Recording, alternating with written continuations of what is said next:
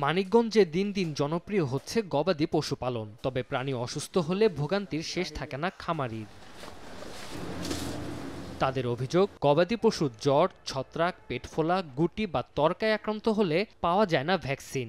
এমনকি ফোন করেও পাওয়া যায় না চিকিৎসকদের। সেবা পেতে ব্যয় করতে হয় অতিরিক্ত অর্থ।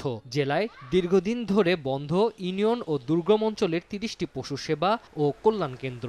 এতে চিকিৎসার অভাবে মারাও যাচ্ছে গবাদি পশু। ডাক্তারের 10 দিন ফোন করছি, আমার গাভীর পেটে বাচ্চা, কিন্তু আমি পাই নাই।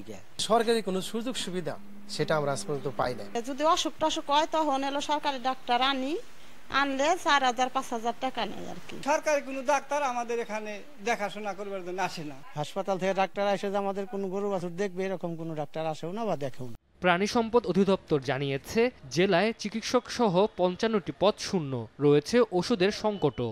ভেটেরিনারি চিকিৎসা সেবা দেওয়ার জন্য যে পদের প্রয়োজন, সেই পদগুলি হয়তো আমাদের আরো কিছু যদি বাড়ানো যেত, পাশাপাশি যে পদগুলি শূন্য রয়েছে সেই পদগুলি যদি জনবলের প্রদান করা যেত, তাহলে চিকিৎসা সেবাটা বেশি নিবিড়ভাবে আমরা দিতে পারতাম। প্রতি বছর ডিপার্টমেন্ট থেকে মেডিসিনের সাপোর্ট পাই, যে মেডিসিনের ওই সাপোর্টটা আসলে অপ্রতুল। জেলা প্রাণী সম্পদ কার্যালয়ের তথ্য মতে মানিকগঞ্জে প্রায় ১২,০০০ ছোট বড় খামার রয়েছে।